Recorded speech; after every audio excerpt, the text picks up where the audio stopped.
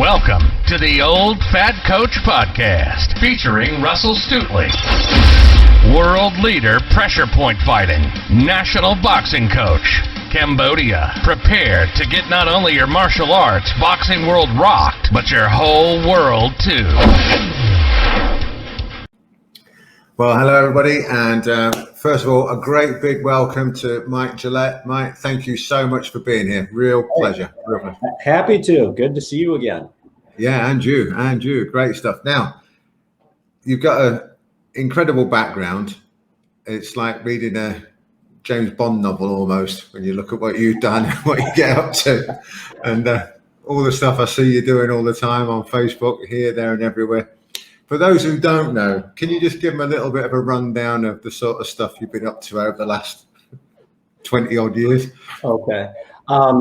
Well, I'm in a pretty unusual space right now, vocationally, but it started off fairly conventionally. So when I was young and decided that I needed to be tougher and do more interesting things, that led me to the military. And while I was in the military, I served in the 82nd Airborne Division, and things went pretty well for me there. It was just right time, right place, right message, right mission. And it really resonated with that very young, idyllic version of me. And I had reached a point where my initial enlistment was about to be up, and I needed to decide how was I going to proceed with all of this. I was very interested in joining Special Forces, and I had one option to re-enlist and go that route. But then I had also been taking college classes on my Army time, on the Army's dime, that's US currency, and doing pretty well with that, which sort of surprised me because I had not really thought of myself as an academic oriented fellow. I mean, my job was to live in the woods and jump out of airplanes in those days. And having been recently married and we just had a baby, I decided to go the officer and a gentleman route rather than the commando route. Yeah. So only one semester in to the academic portion of my new life as a full-time student and ROTC member, because basically in that scenario, I was still in the Army, but I was also a full-time student. And once I completed my degree, I would go back into the military full-time as an officer. So basically, to the layperson, that just means now you're in management as opposed to being a generalist. So I'm one semester in, it's the day before finals week begins, and a guy I know calls me, asks me if I want to go on a rock climbing outing for the day. And I'd been studying for my exams. I felt well prepared, so I said, sure, why not? So we traveled east of town to a place called Vail Canyon, and the way that you climb in Vail Canyon is you have to descend into it off of an old abandoned railroad bridge, and then you climb back out. This is sign language for climbing, in case you didn't know that. And what happened is I left my rappelling gear back in the truck, which was nearly a mile away. So there was some other gear that I'd never used before that someone else had to set up for me. It was set up incorrectly. The short version of that story is I leap off the railroad bridge. There's no equipment connected. The only thing that was slowing me down was this. So I had gathered sufficient speed by the time I hit the ground that, I blew my ankles apart and broke my back.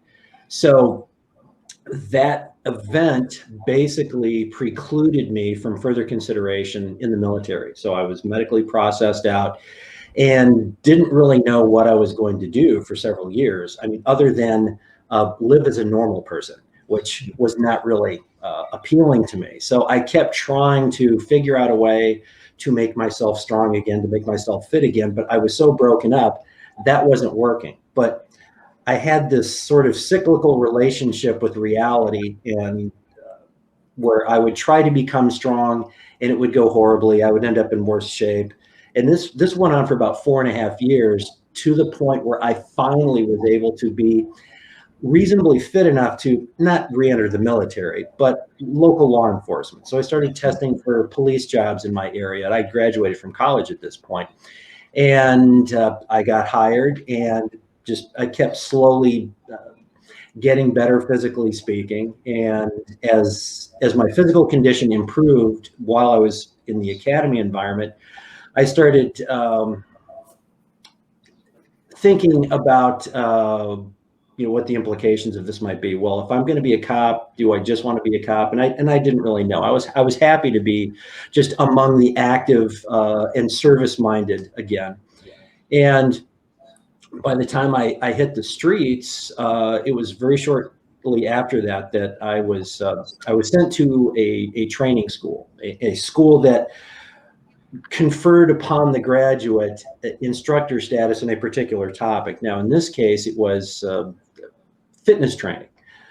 And I think it wasn't that I was such a brilliant new officer. I just don't think anyone else in my agency really cared about attending this class. So they sent me, and I think the expectation of owning a specific body of knowledge, and the expectation that now you have to think of yourself as an expert in this, and now you have to be a resource to others and share with others, what all of this was.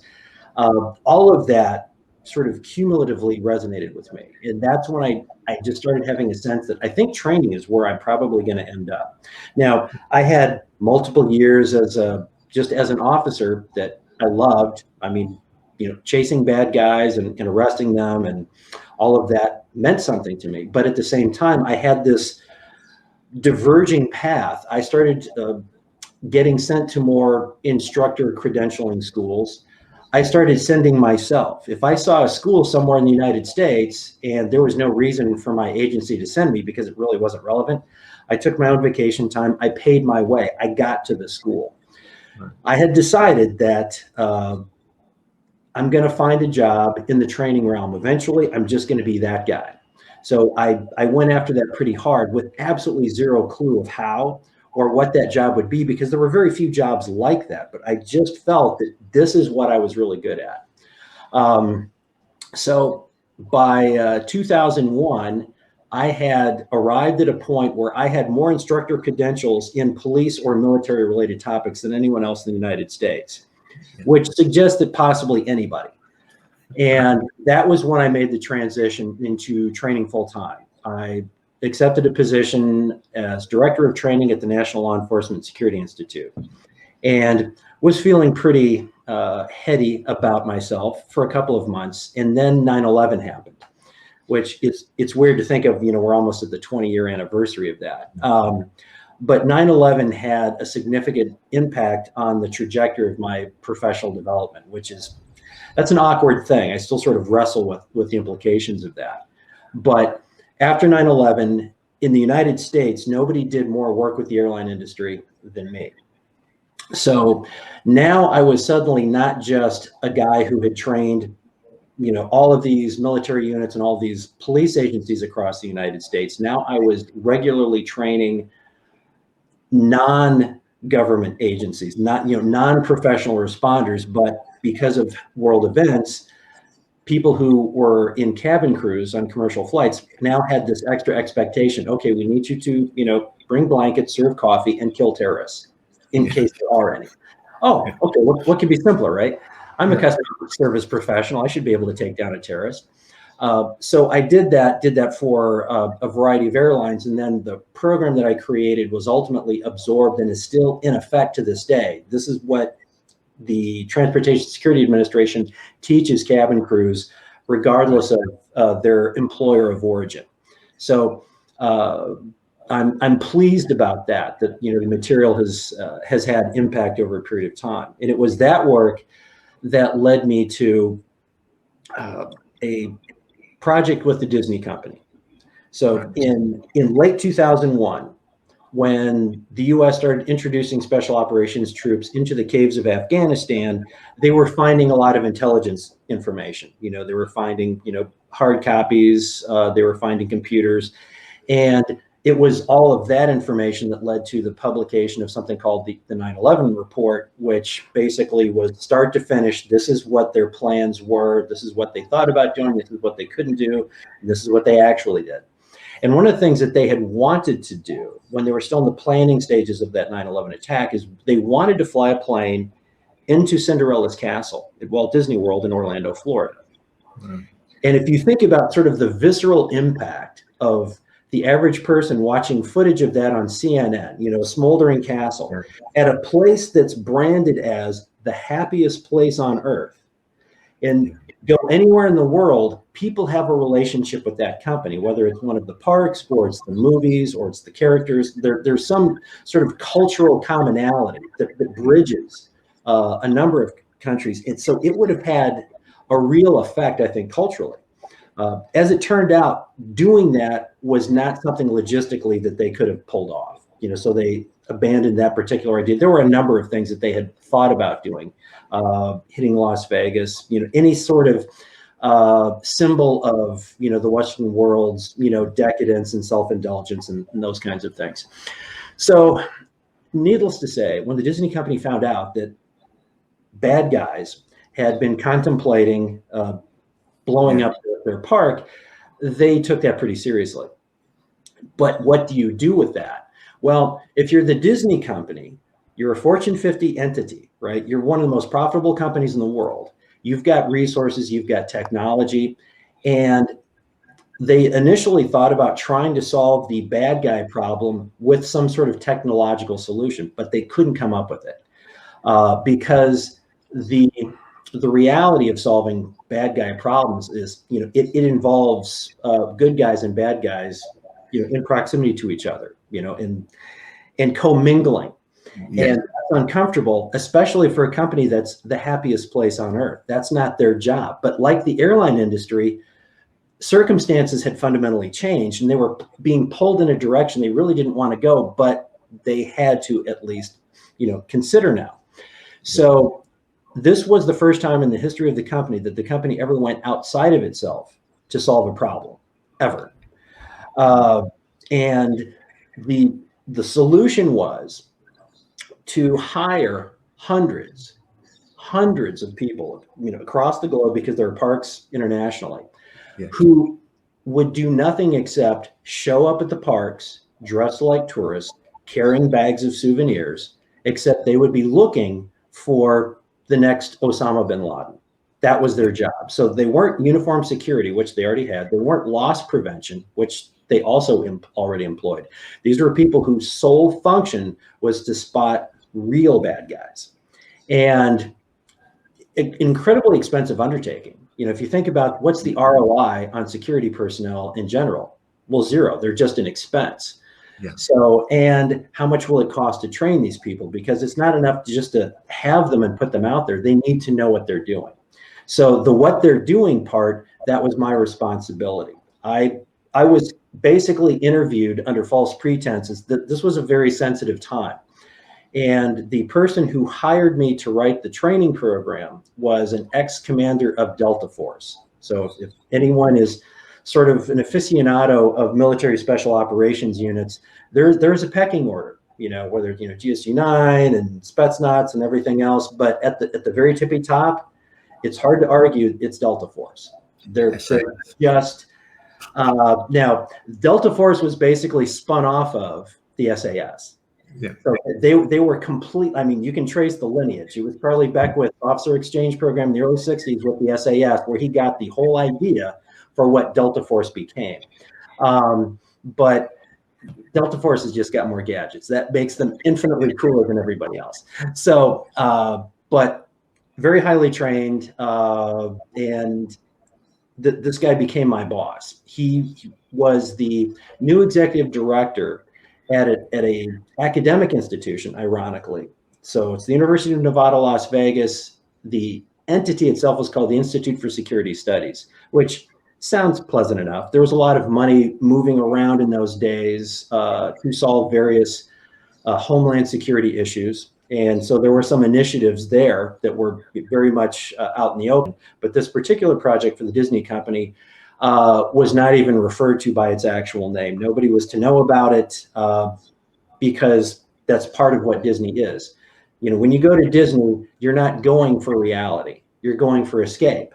You're going to literally a magical place. And they work very hard at sort of perpetuating that experience for the customers. So I wrote the program. I and 3 others administered the program. So there was classroom instruction, and then we took groups of these newly hired people out in the field while the park was actually open, which was very stressful for the executive level of this company, because they were really concerned that we were going to get ourselves into a horrible public relations scenario where it would tip their hand on what we were doing and it would just be bad for business. Thankfully, none of that ever happened. But that project. The people in the security realm knew that project was going on. They knew that I was involved with it. And that, between the airline work and the Disney project, that really sort of became my calling card. And so now I was fully way beyond just training cops or just training military units, regular, typical skills that they need, but there's nothing particularly magical or unusual about those skills. Now we're getting into a whole nother place, because the Disney project was referred to as the Behavior Assessment Program. That was its actual name. It was called the New York Project. Right. And what is that? It's like, well, I don't even know to this day, but why not? We'll call it that. But it was the Behavior Assessment Program, rather. And essentially, what we taught people to do is go into a unspeakably crowded environment that on a regular day has an extremely diverse customer composition, people from all over the world, all different ages. And okay, now in that environment, pick out the bad guy. And we had people who were role playing the role of bad guys, Yeah. so they weren't, wearing masks like the Hamburglar or anything like that. And every time, every one of those bad guys were successfully identified, and followed, and their movements documented, and all of those sorts of things. So that was another key step in this sort of training trajectory that I seem to find myself on. And that led to a permanent post with this Institute for Security Studies, where my official title was Director of Training, Assessments, and Readiness at the Institute for Security Studies at the University of Nevada, Las Vegas. And yet all of that still managed to fit on one side of a business card. No. Font 2.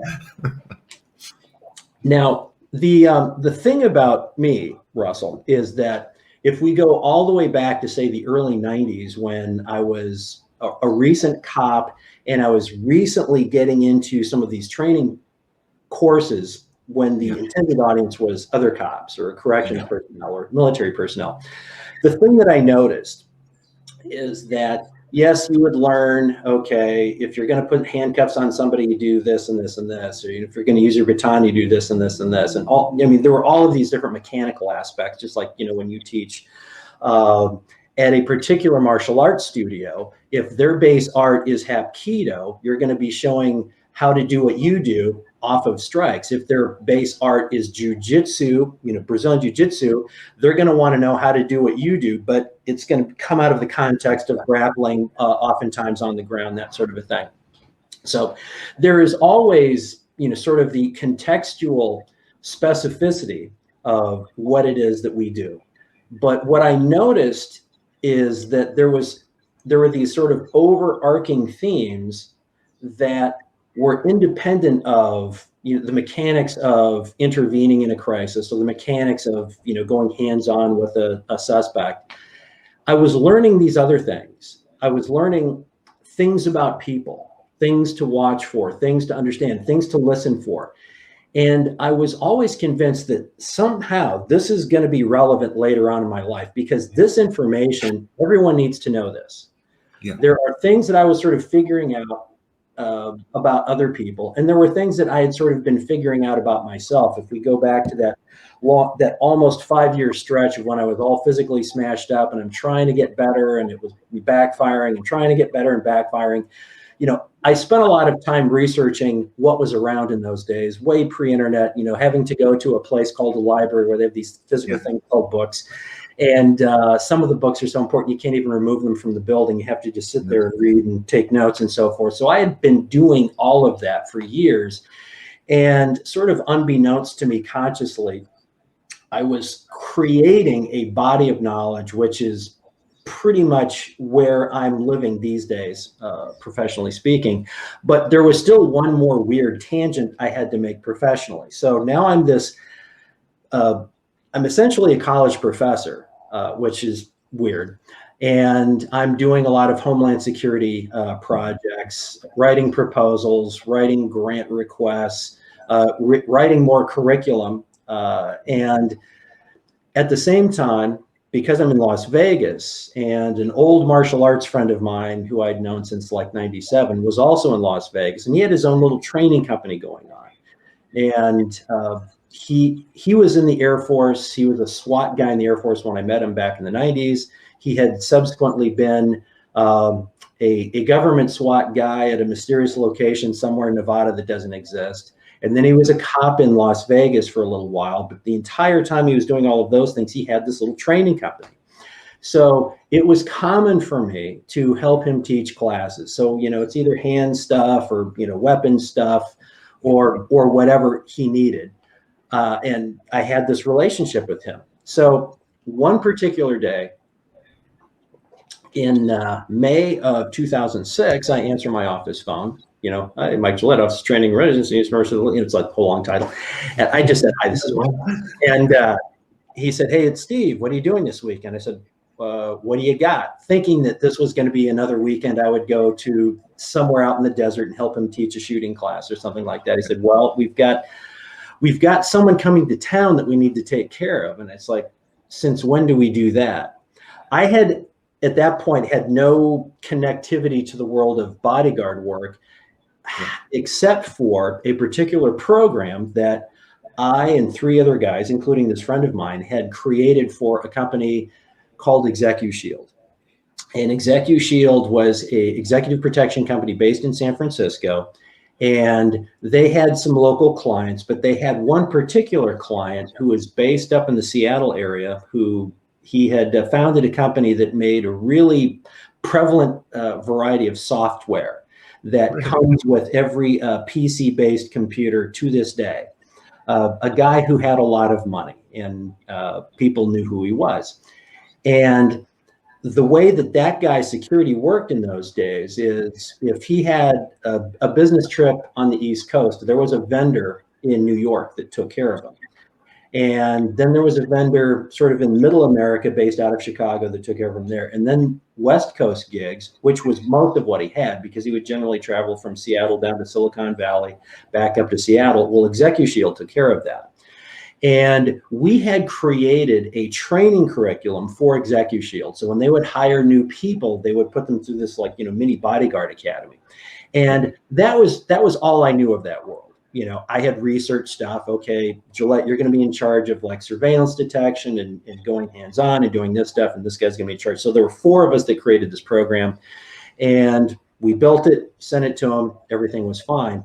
Now ExecuShield apparently had a weekend that they could not cover. A weekend in Las Vegas for that client. So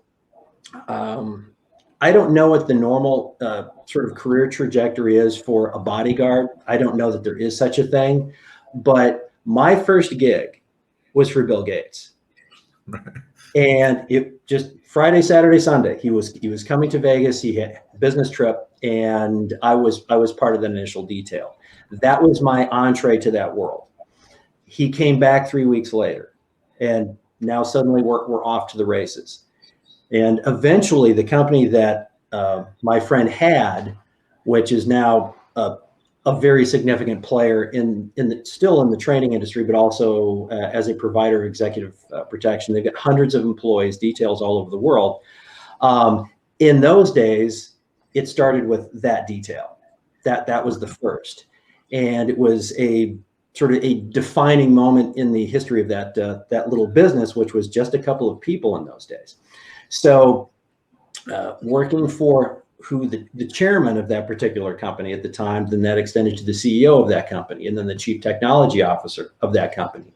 And then once you're working for that company and you're doing a competent job, they share that with other people. And that's a closed society. So we ended up doing a lot of work with either people in the Silicon Valley universe, as well as a really good friend of Bill, whose name is Warren, lives in Omaha. And those are the kinds of clients that are obviously exceptional calling cards. And it's like any company, you get one major contract that can be the pivotal moment where you attain the momentum that just propels you forward, in perpetuity. So that's how that part of my life happened. So for about 5 years, details, I was the guy who ended up getting tasked with doing threat assessments. Hey, we want to travel to this location, that location. We want to build a manufacturing plant in this location. What are the potential ups and downs of all of that? So I became that guy as well. But for me, the Bodyguard chapter was really sort of the final evolutionary stage for me personally, in terms of the kinds of problems that you have to solve, the kinds of things that you have to anticipate, and also just manage, the stress, the travel, the fact that, week to week, you don't know where you're going to be. You don't know for how long. Everything is predicated on the whims of this client or that client. And I mean, that's just the nature of that life. And I had to draw on a lot of things that I had been sort of, working on personally, in terms of, my own attitudes and attributes and skills and so on. And then we never stopped teaching this to other people. We ended up with what we had originally created for this company called ExecuShield, which I can mention because they don't exist anymore.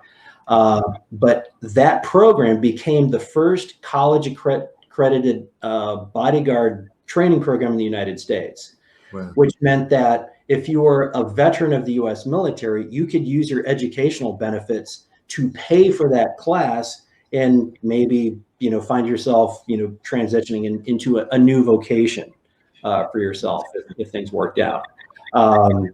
So we did the work in the field. We taught other people how to do that work. And that's actually kind of how we grew the company, because the phone kept ringing for more assignments. We needed more people. Well, being the principal instructors of this rather unique academic program put us in this unusual position of being able to screen talent. So if somebody came into the class and they did well, the odds are that they would be hearing from us sometime in the future. And we told them that, you really want to do well. You want to make a good impression. Take all of this seriously, because if you do well, we'll notice. So all of that to say, that was just one question. I hope you only had two planned, but that's sort of how I got to this place. In 2012, I realized I'd hit the wall in a sense. I couldn't go any higher in the bodyguard world. I sort of started off backwards. I started off up here. Yeah. And so that was strange. But that life, it's an all-consuming one. And I really had decided that, okay, there's no other challenges out here. There's just more of the same challenges. So it had ceased to be fascinating to me, and it had started to feel a bit burdensome, in that I was getting to a place where I had long ago, I'd released my own product. It was a self-defense video package, not DVD, video, yeah. VHS. And it was with a company called Threat Response Solutions. And they had done very expensive multi-camera sets with some of the most famous and or talented martial artists in the world. I don't know how I snuck into that, but that was just one of the many Forrest Gump moments of my life. But that was back in 2001. Now it's like 10 years later, and I'm feeling kind of stuck. I had another project that I was very passionate about getting out to the market. It was taking forever because I had this whole other life, and it was a strength training program. So it finally comes out in November of 2011, and I'm so naive about business that I didn't understand that a product launch, the revenues that come there are not indicative of how much money you're going to make forever. I just thought, oh, I made this much money in 6 weeks. Psh, I'm going to do what I want. So with all kinds of irrational confidence, I told the boss, hey, I think I'm going to, go do X, Y, Z. And he's like, go in peace. Now, fortunately, I was able to continue to do part-time gigs, as I sort of, eased off of that way of life, because as it turned out, those product sales, they came back down to earth, and I was hustling. And that started a several-year period where I really had to figure out how to take all of what was up here and turn that into something. And that just took a couple of years. I had some DVDs that came out. I had a couple of books that came out during that period. Some things that went really well, some things that didn't do well at all. And I found that I was a very poor judge of how things would be received by the market. I could only think of things in terms of, do I think that's interesting? And the problem is, I'm like you. The things I think are interesting are not necessarily interesting to rational people. And there's way more rational people than people like us. So, you have to take what you know and figure out a way to make it relevant to people, instead of, here's another way that you can slap a person right here and, and they pass out, or they forget their own name, or they poop, or whatever they do, which is, that's like your specialty. So fortunately, there's plenty of people that want to know about that stuff. But for me, I was getting into a realm that didn't seem like a good fit, or a normal, typical fit, because I've got this resume, which makes me very unique. I look like this all the time, right? And I was moving into this area that kind of was like personal development or self-help. And I don't look like those people, I don't have like a beard and smoke a pipe and wear a sweater and speak in soothing tones. I'm not that guy. And I mean, just my professional background alone is pretty polarizing, I think, particularly in the sort of cultural era that we're in now. And a lot of people make inferences and assumptions about what I must be like because of the jobs that I've had. Yeah.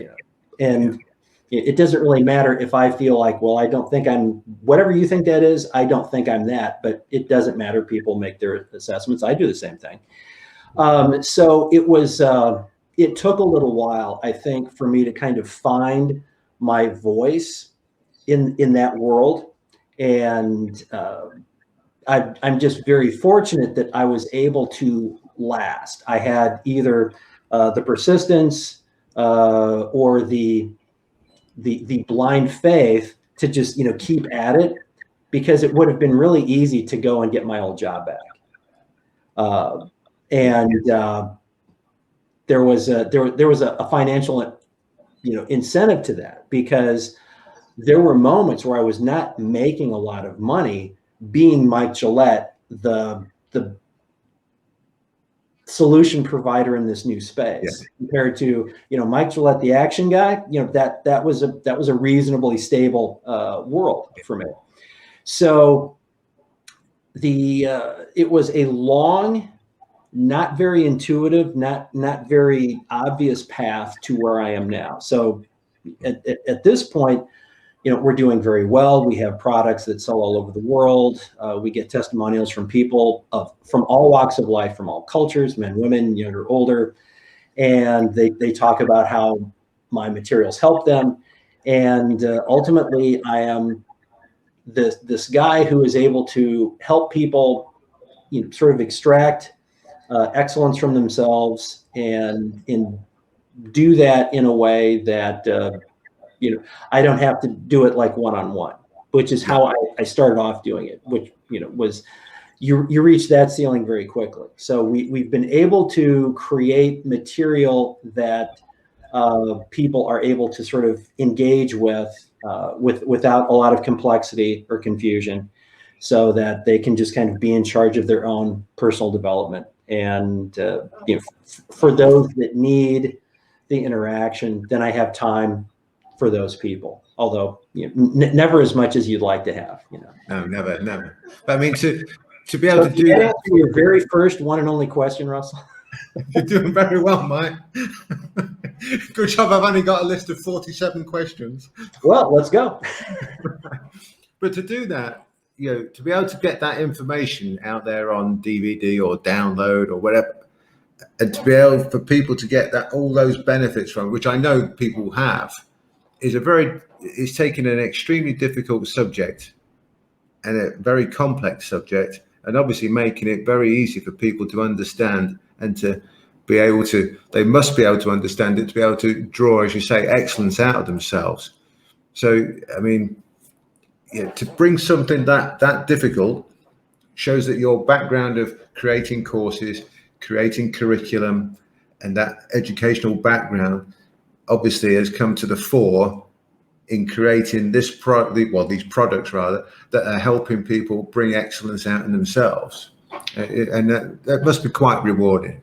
That's a really good observation, and I think an observation that would only come from somebody who is, likewise involved in taking things and making them accessible for other people.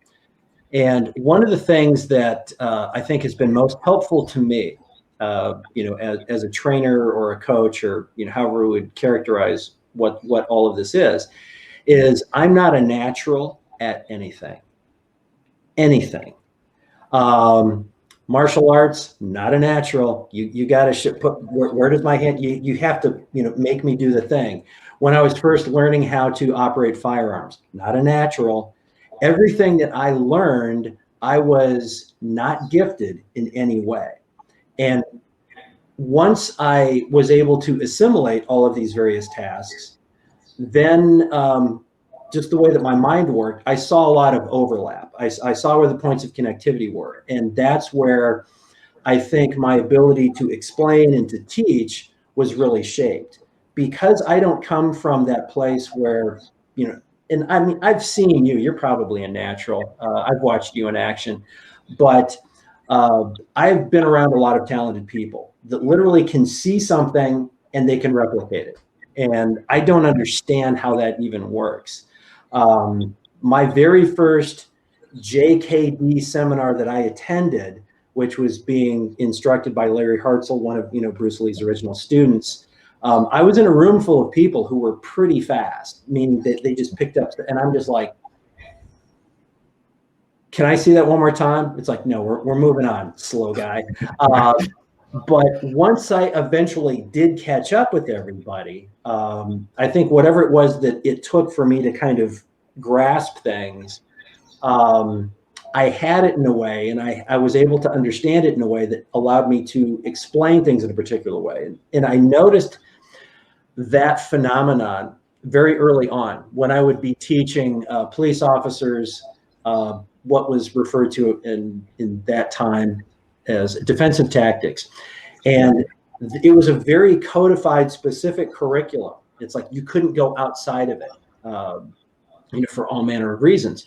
So a lot of these cops had been learning and relearning the same techniques over and over. And what people would tell me is, I've had this technique explained to me, I don't know how many times over the past few years. This is the first time I've ever been able to do it. This is the first time someone has been able to explain it to me so it made sense.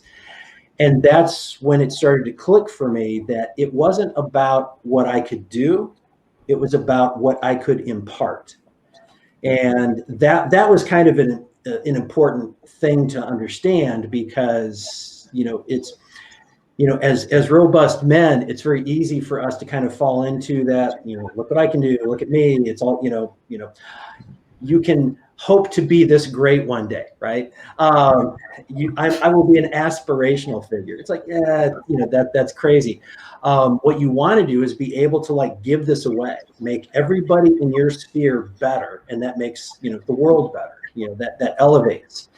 And once I got a handle on that concept, it was really profound for me in terms of where my attention and my priorities went as far as trying to teach people things and really trying to get better at communicating information. So yeah, what you're saying is absolutely true. I did have a lot of things circumstantially that allowed me to experience and hone, the art of imparting information. Yeah. But all of that was really sort of filtered through an understanding of who's most important at the end of the day. And when I realized I was not what was most important, they were. I mean, I'm still sort of dealing with the implications of that to this day. How can I, because the material is so much more difficult to impart now. I mean, mechanical skills, that's easy, right? Watch and learn. But when we're talking about high level, behavioral science concepts and ideas that challenge the way people currently think of themselves or think about their world, that takes a higher level of skill than I had for a very long time. It took me a while to get to a place where I felt as though I was doing it reliably, if that makes sense. Yeah, I know what you mean. It's to me, it shows. Well, an example of it was when we were in Vegas, and you were teaching some stuff, and I like to watch people teach and see how, just in case I pick up something or whatever. And the way you taught, to me, showed exactly how subjects should be taught, which to me is to take something that's very, very complicated and make it sound as easy as sticking a bit of Lego on top of another bit of Lego, and just make it so simple for people to understand and therefore replicate. And that to me is true teaching. There's a lot of trainers, and I say this a lot, there's a lot of coaches out there who aren't actually teaching. They're doing something like, have you done your 20 push-ups? Yeah, good, well done. But they're not explaining how to do the push-ups, or what muscle groups it's affecting, or where you put your hands for the best gains and everything else, all those other things. And what muscles do you want to actually work on? Are you working triceps? Are you working the chest? Are you working all of those things that someone like you explains clearly, concisely, and effectively for people? To me is what teaching is all about. And then the students pick it up easy because it's made easy to understand, and then they improve much quicker because it appears to be so easy, even though it's actually a very difficult, complicated subject. And that was one of the things that really impressed me when we were in Vegas, was that, and everybody there, I like to look at what the students are doing and what their reactions are as well. And you could see light bulb, light bulb, light bulb, light bulb, light bulb. And that to me is, true teaching. And it's a very difficult thing for people to do, is to teach correctly. There's a lot of people think they're teaching. There's a lot of people just coaching. And there's a lot of people just instructing. And there's a lot of people saying, just do this. But actually teaching is very different. And this is one of the great reasons I wanted to, I'm so pleased you come on the podcast, is because when I saw the way you taught, and I know some of your background and some of the things that you've been doing recently, I think it's a great opportunity for people to take on board what you're doing and to be able to really learn very, very quickly. Well, I appreciate those comments, Russell, and mostly because, when they're coming from a professional educator, that's a little bit more meaningful. But yeah, I agree. That's where the priority should be. And I constantly, once you've internalized, the skill or the knowledge, then for me, that's when the process starts, because I know how well I can explain it today, but where can I take this? How can I streamline things? What are the analogies I'm using? Should this be a visual reference? Should it be something else? And for me, that process never stops. And I'm like you, when I'm someplace where teaching is happening, I'm absolutely glued to the person who's teaching.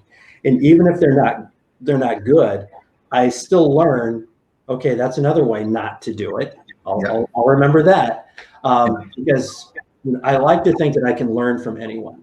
And then, the other thing that you mentioned, I think is equally important is, how is the audience responding to this? Are they just, eyes glazing over? Are they getting frustrated?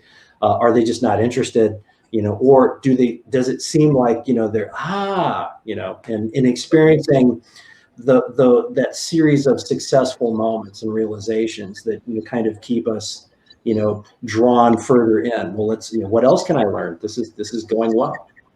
Yeah, absolutely. And that really struck a chord with me in Vegas when we were having that weekend over the way that, the light bulb things that were going on, and then the eagerness of people to want more.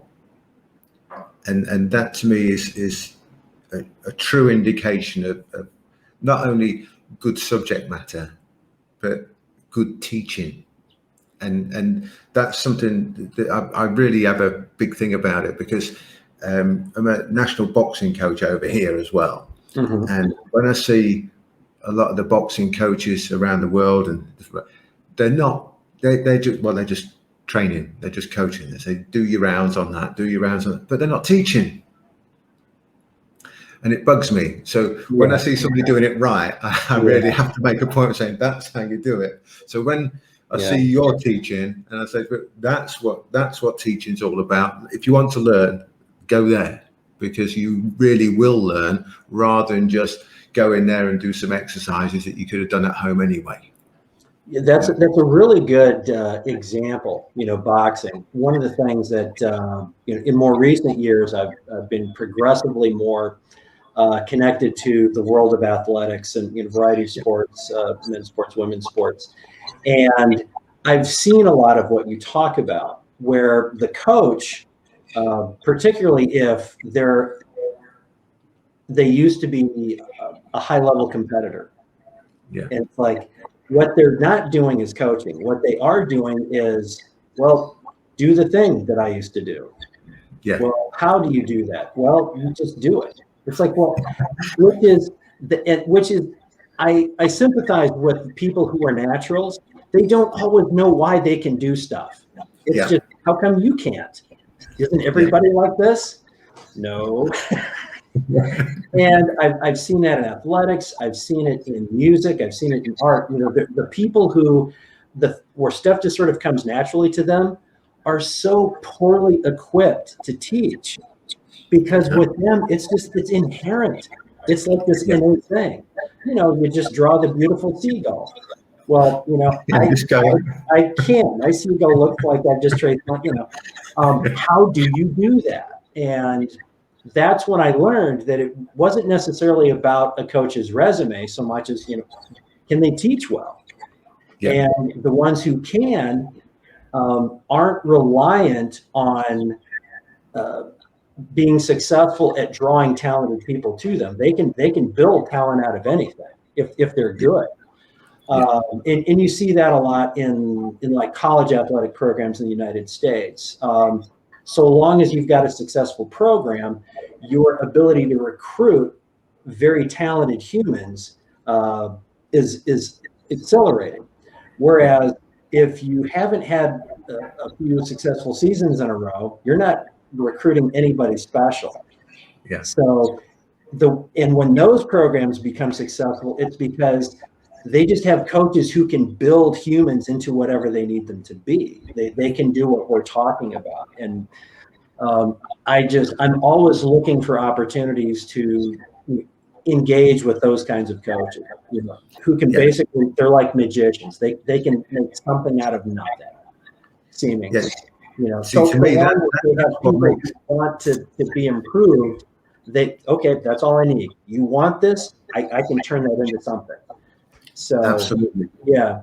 I'm sure in the boxing realm, I'll finish the tangent.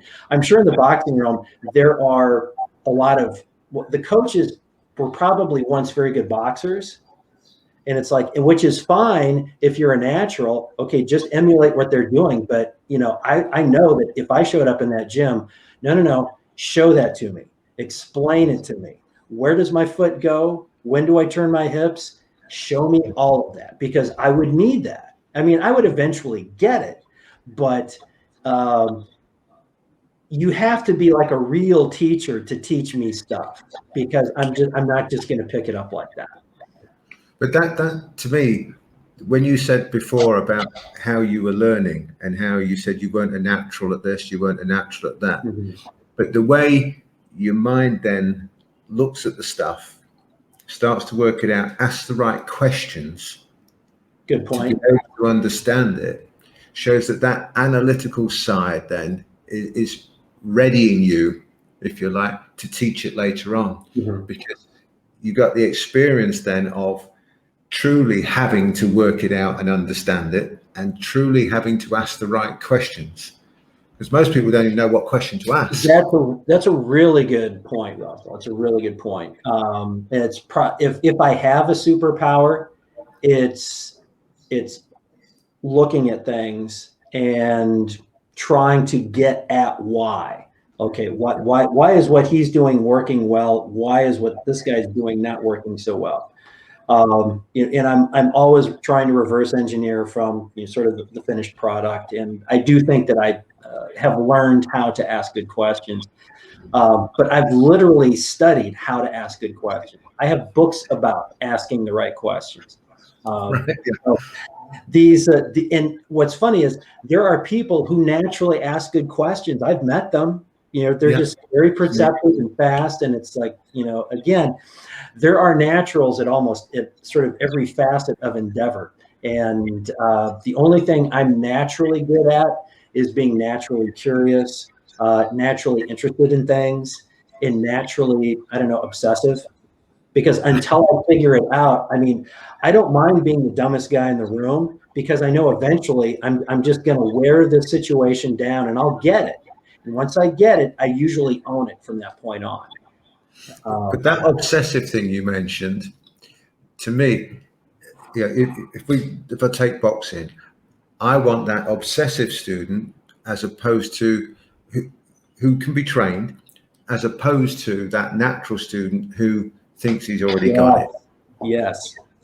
Because I can't train him because he knows too much. I call them Google students, because they already know everything.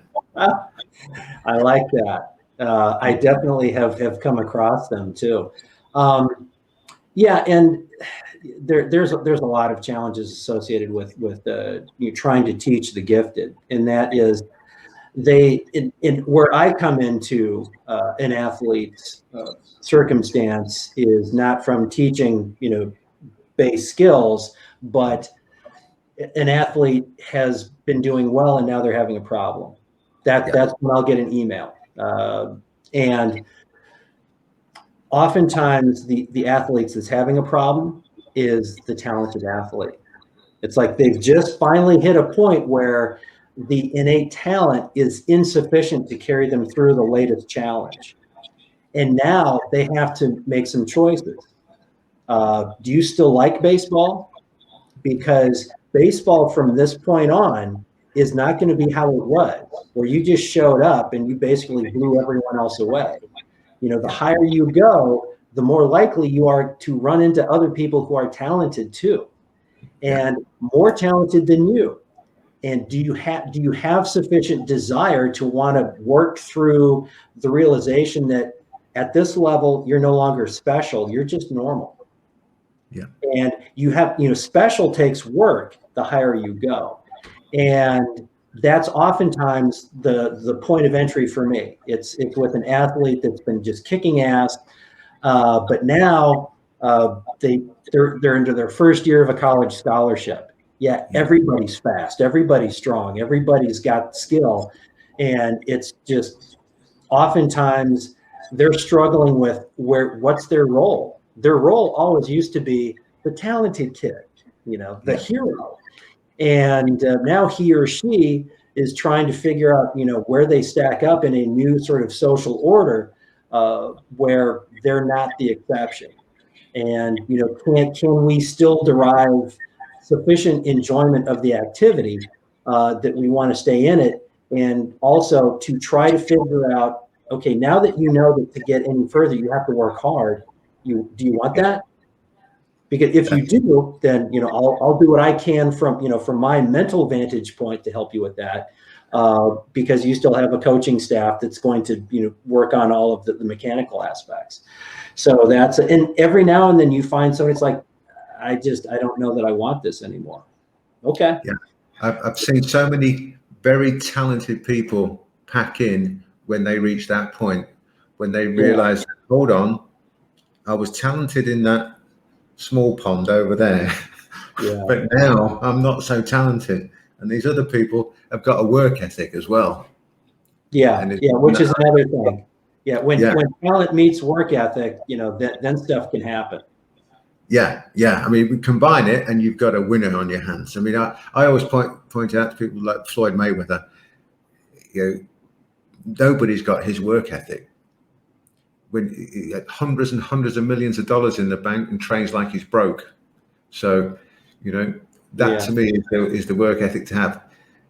Add in amazing talent and everything else. You've got a winner. A real true winner. There's other people maybe even more talented, but without the work ethic. And you've got to have all of that. And to me, again, teaching correctly is bringing that out in them. It's just in little ways, and however you do it, there's ways of bringing it out in people, that work ethic. Some people need rewarding in terms of encouragement. Some people need shouting out a little bit, and there's everything in between. Mm-hmm. But that to me is what teaching's all about. And again, a little micro shot of that was the weekend in Vegas, because obviously you got a classroom of different people, different backgrounds, different ages, different abilities, and light bulbs all round. And that to me, again, was that thing of, this is a guy, who really knows how to teach and to get the material across, because these people are all different ages, different abilities, different backgrounds, and they're all going, got it. And you see the light bulbs and their eyes light up, and they're out there doing it. Mm. And that to me is what teaching's all about. And it's a real bugbear of mine when I don't see it. Right. Yeah. But I'm equally as pleased when I do see it. So that was another reason I really wanted you to be here, and to also let people know it's on the screen anyway, but that's definitely the right place for them to go. mindboss.academy. That's the place. That's sort of a gateway to the material side of what it is that we provide to people. Now, I mentioned to a couple of friends of mine that you were going to come on the podcast. Okay, let's get this one out of the way, because if you got time, rolling up a frying pan, in America, skillet, right, frying pan. Okay. Can I just say, I saw this, Scott showed me this first, and I watched you just roll up a frying pan, right? A skillet for American people, right? Yeah. English, it's a frying pan. And this wasn't this. He went and bought a frying pan. He still had the paper around it where it had been bought from the supermarket. Bought a frying pan and just rolled it up. So like in England, people know what I'm talking about. It was rolled up like a jam roly-poly. Right? So you look at it and you go, that couldn't happen. There's no, he's done it. Right? So, right, how, what, come on. Okay. In 2008, I was still very much enmeshed in my bodyguard life, and I was already kind of mentally losing interest in it. And I've always been a student of training, and even though I'm most active these days in the mental training space, I've always had a deep fascination for physical training. I still have products out in that arena. And I had been aware, for many years of people who did what's, at least in the States, are referred to as feats of strength. The guys who rip the telephone books, the decks of cards, bend the horseshoe in half. I had never even seen the pan until much more recently. And I knew that there was some precedent for that type of thing within the realm of certain martial arts. That when I was introduced to the martial arts a million years ago, I was not immune to the allure of guys smashing stacks of bricks and with the head. I was just like, wow. And for me, though, that was always an analogy to, there's more going on here than just the physical, because it would oftentimes be a fairly small Asian man doing stuff that very large Caucasian men were not doing. Now, some of it was because maybe they didn't have the skill, but a lot of it, I just assumed they're just not tough enough. There's something happening here. You have to be a certain kind of a guy to withstand the types of impact that these martial arts masters were doing. And of course, even within the martial arts, that's kind of a controversial, oh, that's just nonsense. It's showbiz. It doesn't matter. Rocks don't hit back. Okay, thank you, Bruce Lee. They actually do. If anyone says like boards don't hit back, take a baseball bat, swing it as hard as you can at a tree. Tell me that tree does not hit you back. Yep. It hits you back in a big way. Now, in 2008, I was at a point where I had traveled to train with a variety of famous martial artists, like at their home. Some in the JKD realm and some who are just sort of like in the strange realm, like Guy Savelli, the Men Who Stare at Goats, that guy. Trained him. Amazing guy. Rest in peace. He just passed away this past November. So I had sort of a personal history of spending time with people who were really, really good at what they did. And I really liked, sort of that intimate one-on-one sort of experience for those who were willing to do that. Yeah. And I contacted a guy, his name is Dennis Rodgers. He's the most visible purveyor of feats of strength in the United States. He's been on all the big TV shows. He has done performances in over 100 countries around the world. And he's also the very first human to roll a frying pan, which he came up with sort of under pressure. He was, in 1996, there's a TV talk show based in New York. It was called the Regis and Kathy Lee Show at the time. And he comes on to a rehearsal and he's got like a deck of cards and a phone book and a horseshoe. And he's doing all of that for the producer of the show, who says, Dennis, our audience is primarily women. Do you do anything with objects that they could relate to? I guess assuming that a woman wouldn't relate to a horseshoe. And Dennis said, oh, of course. He has no idea what he's going to do. So he goes off to a Crate and Barrel store in downtown Manhattan, which is a very upscale housewares store. And one of the things he buys is a skillet. Goes back to his hotel room and he figures out how he can like fold one in half. The rolling didn't come till later. That just seemed even crazy for Dennis. Now, the thing about Dennis is he's a few years older than me. He's smaller than I am, and I'm 5'9", like low 180s. So I'm a very average sized person. Dennis is slightly smaller than average. And Dennis is an absolute freak show of strength.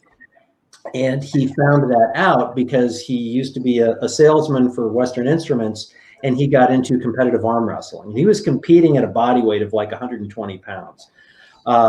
But he was putting down much bigger men.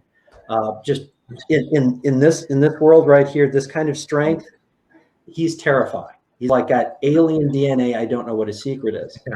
But anyway, so I reached out to him. I said, do you do any private training? And he said, well, I'm traveling a lot right now, but I'm doing an event in a few months where a lot of my proteges will be traveling to Houston, Texas. And because I had no illusion about doing what he did, I wanted to know how you train. How do you train to do those kinds of things? This is the first human to ever take a crescent wrench, an adjustable wrench, bend it in half. What is that? I mean, it's insane is what it is. So I said, that sounds great. I wait a few months. I travel to Texas for 4 days. I'm like this close to all of these guys who can do all of these things. And Dennis was being very deferential to me. Because I think he knew I was there to sort of just, learn and talk to guys and pick up training tips because I'm just a student of training. Yeah. But what happened during those 4 days, Russell, is that I was introduced to a means of communicating what it was that I had been doing sort of in the mental realm. It's one thing for me to talk about what people can learn how to do or become better at, but to show them in real time that certain things that you might think of as impossible are not necessarily so. That's what I was getting. Now, I couldn't do it as far as I knew, but I was talking to people who could. Well, and if they can, maybe now, and I'm 46 at the time. Yeah. So basically, what Dennis did is he created an opportunity for everybody there to do something publicly. He was the youth pastor of a big church in Texas called the Powerhouse. That fits. And so everybody's gonna do a thing for the youth group the following day. And I assumed I was just gonna watch. And Dennis came up to me and said, "Hey, I've got something for you to do too." And it's like, well, I'm all ears. What could I possibly do? And he said, "Well, you look like you've got a pretty strong stomach." Okay. So I've come up with something for you. So this is what he came up with for me. Okay, we get a folding ladder, right? So folding ladder's here. I lay down on the floor at the base of the folding ladder. We get a guy to climb up the folding ladder. He jumps off the top, lands on my stomach. That's what Mike Gillette did.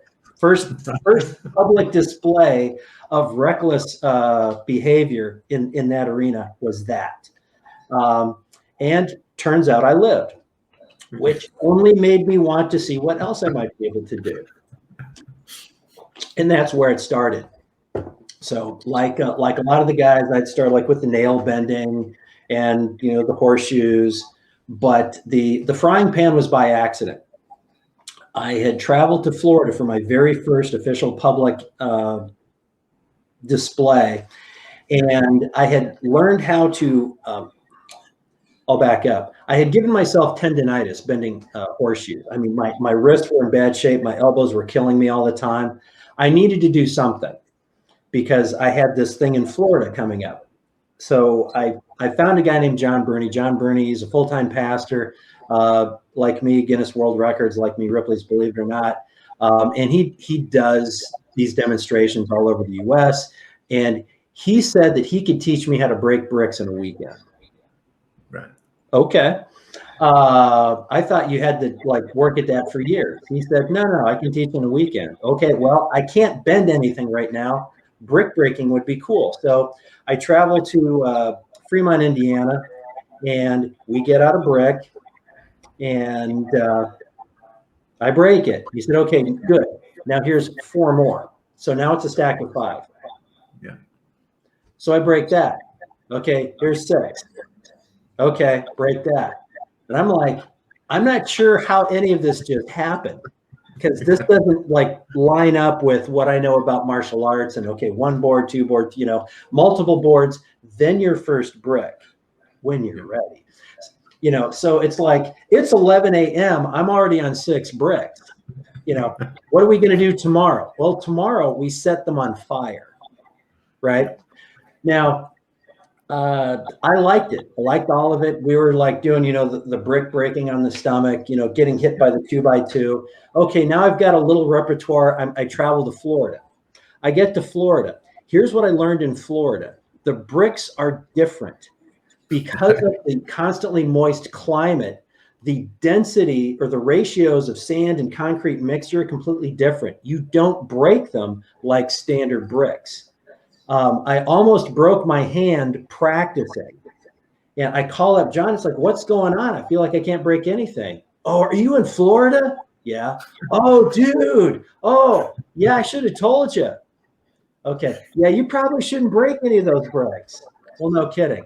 I said, okay, what can I do? Well, dude, roll a frying pan. I said, I can't roll a frying pan. Oh, you can totally roll a frying pan. You're strong enough. Like, there's no way I can roll a frying pan. Like, I'm in rough shape. Nothing, everything hurts. Nothing's bending right. Dude, go get a frying pan and just roll it. Okay, he's no help. So what do? I go to Walmart. I buy a frying pan. And with nobody looking, I somehow roll up a frying pan. Right. I'm like, okay, that was one. There's no way I'm going to be able to do this in front of a room full of people. So now I have to go back to Walmart because I didn't think to buy 2. I only bought 1. So I have to get another one. I've got a couple nails. I can still get the brick smashed on my stomach. I can still get hit with sticks. I'm just really hoping the frying pan works. Well, it did. And, that became the first of many. But what's funny about that in retrospect is I didn't have, the surety of 1,000 samurai as I rolled that thing. It's like, there's no way I can do this. This is impossible. Oh, I guess I did. What do you know? Now, I did have, I wasn't a physical novice coming into that. I always trained pretty hard and reasonably intelligently. But there are a lot of people who are very strong that can't do a lot of these things. And really, the secret sauce is not strength. And it's not just focus. It's that most of these things are extremely uncomfortable. You cannot bend a horseshoe unless you have an extraordinarily high pain tolerance.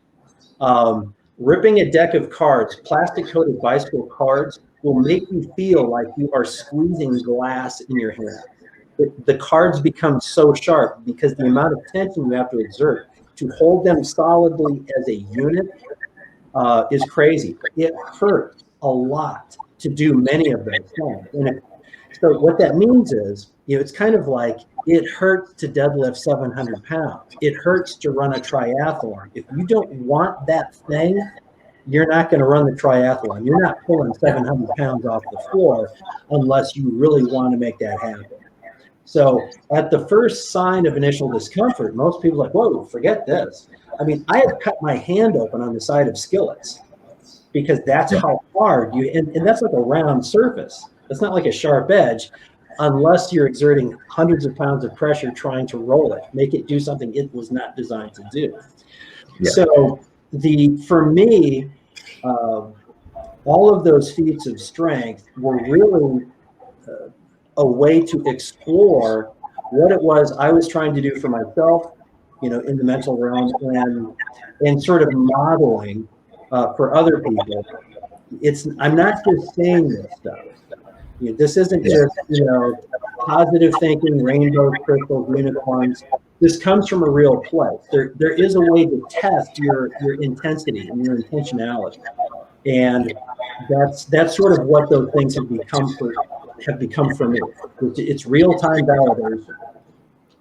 Well, that sort of mental strength is something that not many people have, and I always, not always, but I often now reference your frying pan thing, right, to fighters, saying the mental strength you need as a fighter or in a self-defense situation is there, because like you say, the pain that you go through, the focus that you have to do, all of the elements that you need to be able to achieve something like that are paralleled with what you'll need to survive a self-defense situation or be in a high-level sports combat situation, and needs to be replicated in your training at the highest levels.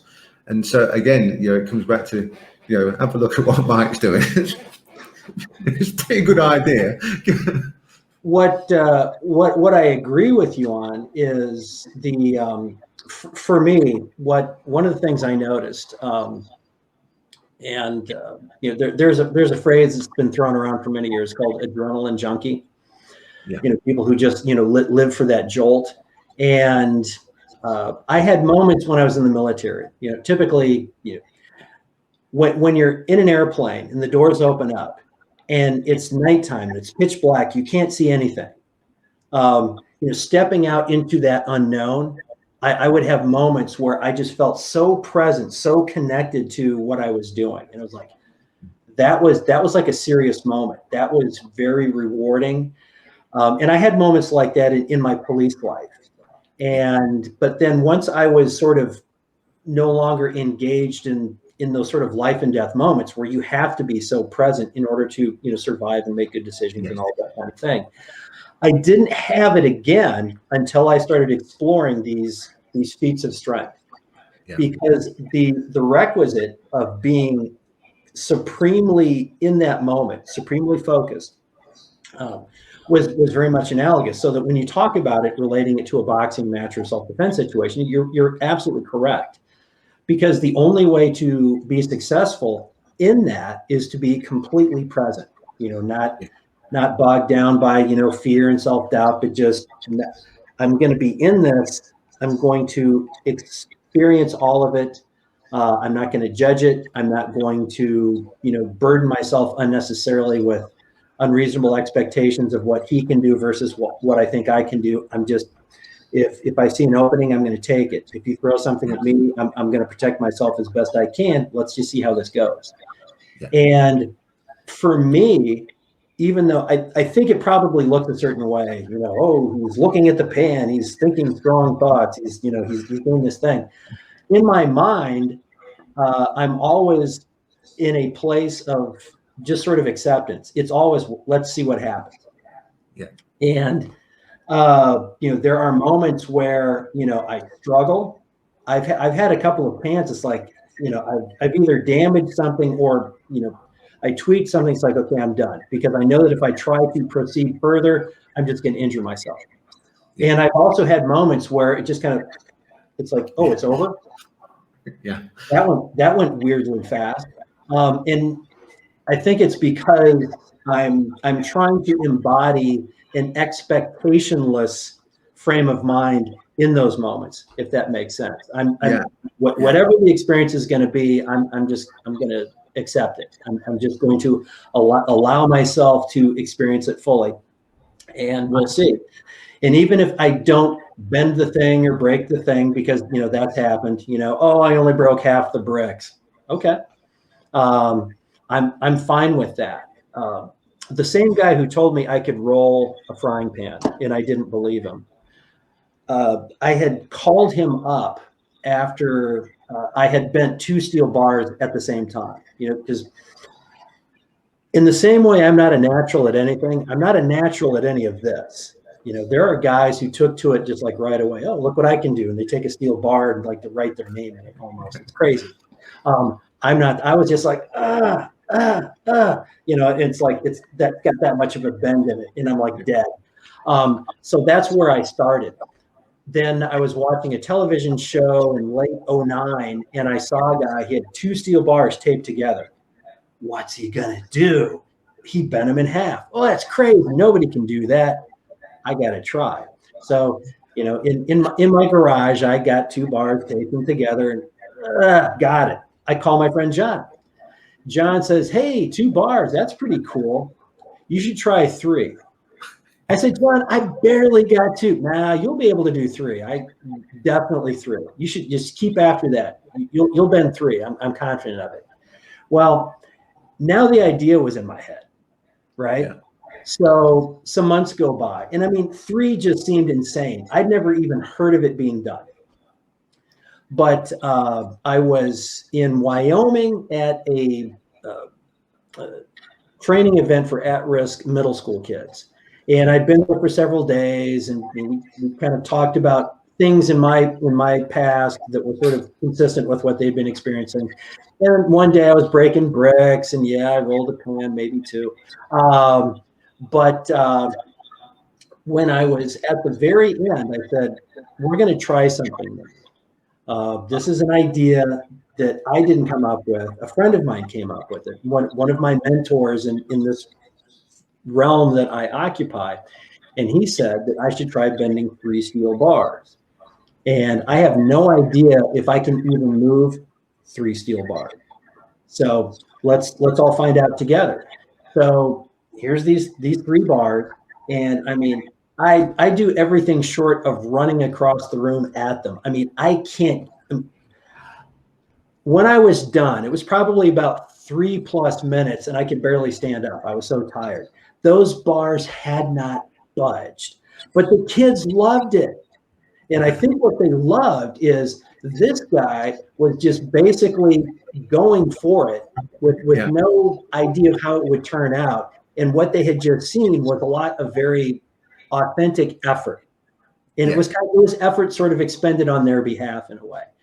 And some people said, I liked that more than when you broke the bricks. And it's like, in my mind, I'm thinking, but those bars didn't even move. Now, this is what's funny. Kids are nice. It's like, well, I think I saw them move a little bit. Like they're trying to make me feel that, which was pretty awesome. So I tried it there. A few months later, I was at a church talking to a youth group. Out come the 3 bars. Everything else I've done, all fine. 3 bars, nothing. Then it was actually with our mutual friend, Scott. Scott and I were doing an event in the Los Angeles area in 2011. So this 3-bar idea was officially 2 years old at this point. Right. And at this particular event, one thing that I had done is I had taught other people how to bend steel bars. Now, these were not my steel bars. These were, narrower gauge steel bars. But, for the average person, it was a pretty fun, cool thing to do. And so they had done that. And there's a pile of bars on the floor. And I'm like, they've been pushing themselves. They've been sort of exploring the raggedy edge of their capabilities. I think it's reasonable for me to try one more time. Yeah. So I took 3 bars, I'm taping them together, and I'm telling them the saga of the idiot story of 3 bars and how every now and then I dust them off. I take another run at it. This is probably going to be another moment where nothing happens. Yeah. But let's find out. This is on tape, and it's probably 3-ish minutes long, but the bar's bent. I got the U shape with 3 bars. Couldn't believe it. Now I was working. I fell down 2 or 3 times trying to make this happen. I mean, I'm absolutely out of my. I don't know where I was mentally, but I wasn't in a banquet room in Calabasas, California, for those several minutes. But the bar's bent. And what's interesting is, since then, I've done it multiple times. One time, it's like it was so easy I couldn't even believe it. I go into it. I have no, and even though I've done it before, it's no guarantee that I will do it this time, if that makes sense. It's always an experiment, if that makes sense. Yeah. You see, to me, that mental side of it is that one where if you try to focus on it, you can't focus on it because you're thinking about trying to focus on it. And it's almost like the empty mind conundrum. If you empty your mind properly, it will run from you. Yeah, and if it's emptied properly, you just do it because you don't think about not being able to, or you're not trying to concentrate on doing it.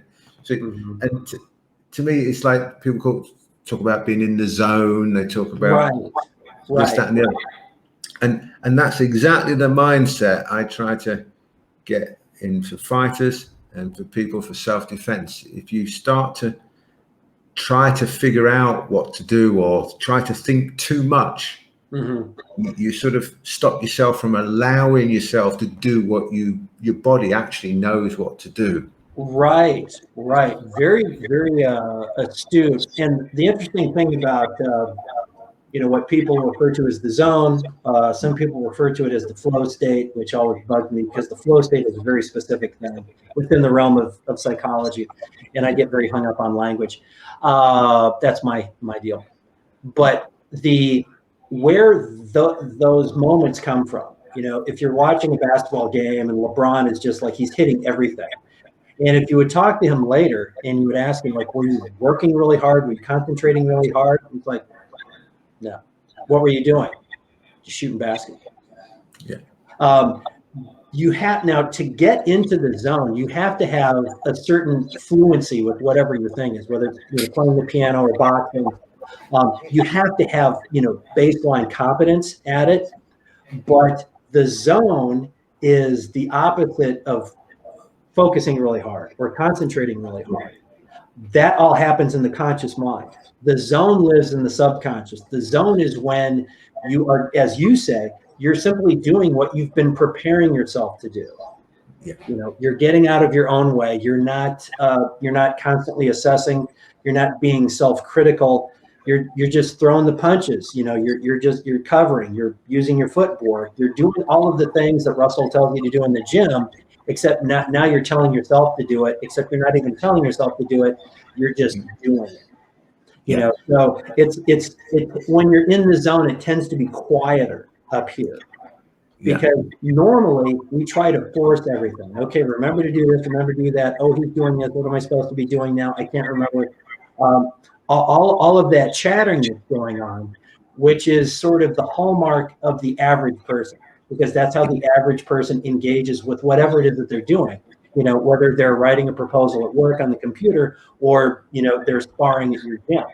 There's a lot of conversation happening up here all the time. The higher level you are, the easier it is for you to sort of tune that conversation out. The conversation's always there, but over time we learn to be less distracted by it, or we learn to be less captive to it.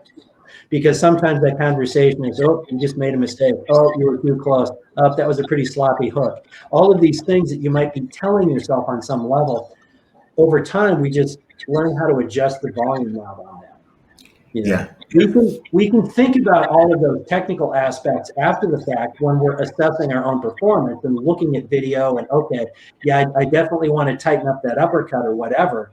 But, in the moment, those thoughts really aren't of service to you. Yeah, absolutely. And to me, that sort of mindset that you're teaching people, and also allowing them to extract for themselves and to bring out in themselves, I think it's an invaluable skill for people, because they can use it in all walks of life. It's not just for boxing, for self-defense, or for bending steel bars or rolling skillets, frying pans. It's for life. It's for everything that you do in life. Well, we're in complete agreement on that. And that's ultimately what was driving me very early on, towards where I'm at now, is the things that I was picking up along the way.